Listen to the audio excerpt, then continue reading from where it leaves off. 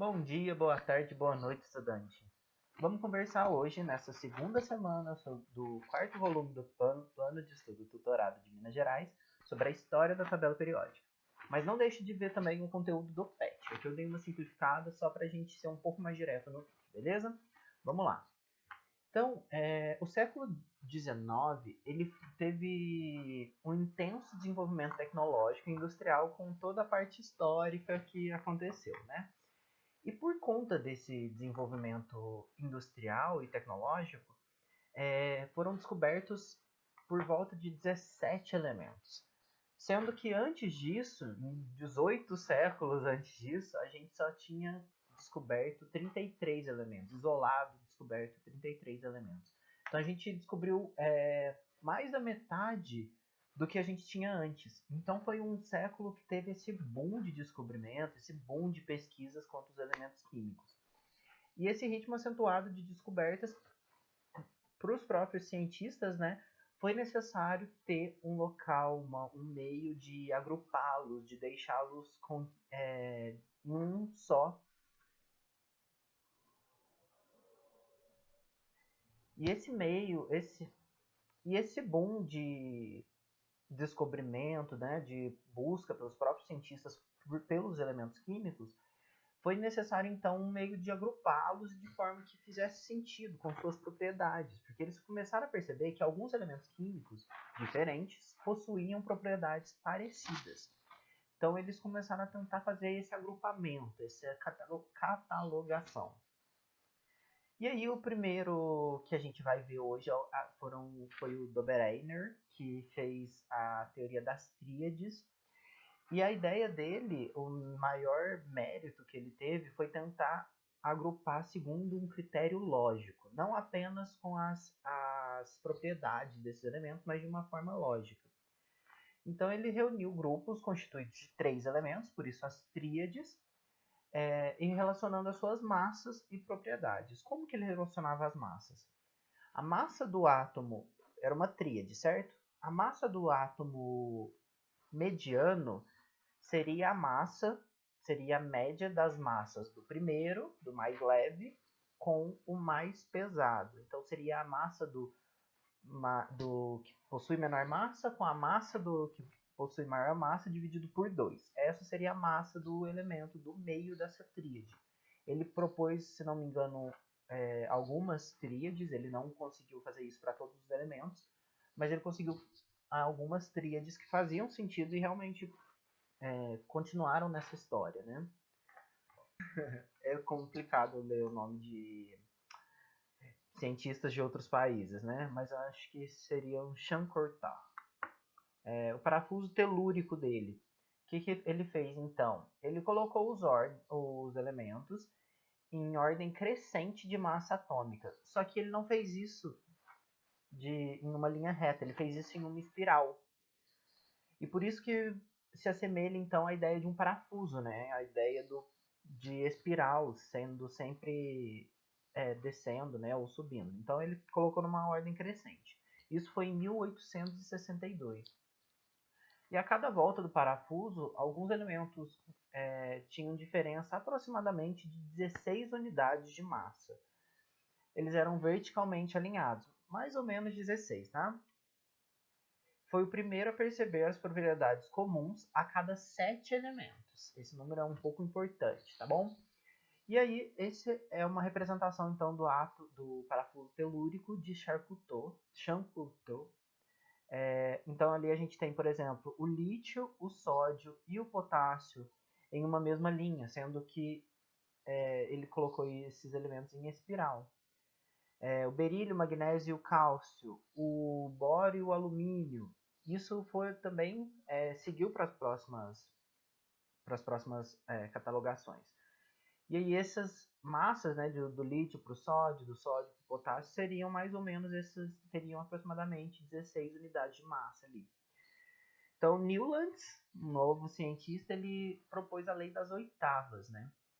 Ele reuniu 56 elementos já agora, em 11 grupos, e classificou eles segundo as propriedades físicas semelhantes. Então agora são as propriedades dos elementos, não apenas as massas, tá bom? O primeiro elemento de uma oitava apresenta propriedades semelhantes ao primeiro elemento da outra oitava, e assim sucessivamente. Ele, se não me engano, ele até houve a comparação, né? Não sei se foi por parte do próprio Newlands ou se foi posterior, com as notas musicais, porque ele também, assim como o Champcortot, ele também percebeu que a cada 7 elementos, né, o próximo teria essa propriedade em comum com o anterior. Então houve essa comparação com as notas musicais, que são 7, então a próxima nota musical seria a primeira novamente. Dó, Ré, Mi, Fá, Sol, Lá, Si. O próximo seria o Dó, então seria a lei de oitavas do Newlands. E a tabela de Mendeleev. A gente já começou a falar do Mendeleev na aula anterior. Mendeleev foi o que ficou mais famoso pela catalogação dos elementos, mas não foi o único, como vocês podem ver. Outras pessoas já haviam feito catalogações antes mesmo do próprio Mendeleev. Mas muita gente chama ele de pai da tabela periódica. Só que eu não acho isso tão interessante de ser dito, uma vez que já tinham outras pessoas pensando, né, em como agrupar esses elementos. Mendeleev ele partiu dos conhecimentos de alguém, desses alguém que a gente começou a apresentar aqui. Então, ele, diferente dos outros, né, ele sempre fazia as anotações em fichas dos elementos, em algumas fichas. E ele colocava sempre as propriedades desse elemento. Então, tinha lá o lítio, ele tinha as propriedades tal, tal e tal. E aí ele utilizou a ordem crescente também, assim como Newlands, né? A ordem crescente por número de massa, e também assim como o Champcortot, por número de massa atômica dos elementos. E ele posicionou em colunas verticais e horizontais, respeitando suas características e semelhanças entre os elementos. A gente sabe também que Mendeleev ele deixou alguns espaços vazios. Ele percebeu que faltavam algumas massas a serem preenchidas, né? Ele fez por número de massa. Então ele percebeu que entre dois elementos, por exemplo, tinha um grande salto. Ele imaginou que dentre esses dois elementos tinha um elemento de massa intermediária dentre esses dois e que ainda não tinha sido catalogado ou descoberto. E aí vem a tabela de Moseley. Moseley manteve a organização em colunas verticais e horizontais de Mendeleev. Porém, agora, Moseley ele considerou o número atômico dos elementos. Lembra que quando eu apresentei a primeira vez para vocês o número atômico, eu falei que o número atômico é a identidade do elétron, é como se fosse a nossa digital. Ninguém vai ter igual o mesmo número de prótons, a não ser que teriam que ser do mesmo elemento para terem o mesmo número de prótons. Então, no caso dos isótopos, por exemplo, os isótopos têm o mesmo número de prótons, mas não têm o mesmo número de nêutrons. Isso aí eles seriam, então, do mesmo elemento, carbono 12 ou carbono 14, por exemplo. Beleza? Então, ele considerou o número atômico dos elementos conhecidos até então, até aquela época. Este modelo é o mais próximo da tabela atual, sendo atualizado apenas para a inserção de novos elementos que foram descobertos e catalogados posteriormente. Então essa tem agora a nossa tabela, né? Vou falar um pouquinho de cada grupo e aí a gente vai conversando sobre eles no decorrer das próximas aulas. Olha, esse roxo mais forte são os alcalinos terrosos. Então, assim como o Champcortot do parafuso telúrico tinha lá lítio, sódio e potássio na mesma linha, a gente tem eles agora como metais alcalinos. Próximo seria então os metais alcalinos terrosos, que é a coluna 2, 2A, dependendo de como vocês queiram chamar, o grupo 2A, por exemplo. Também tem características em comum entre eles, tá? Não vou falar de todas as características, mas da característica de todos os grupos, mas eles também têm características em comum entre eles, e eles sempre, a distribuição eletrônica, como a gente viu na aula passada, ela sempre vai ser igual, né, igual entre aspas, dentro de um mesmo grupo. Por exemplo, nos metais alcalinos, sempre a gente vai terminar com S1. O hidrogênio, por exemplo, ele não é um metal alcalino, tá? Não confundam com isso. Mas ele termina com 1S1.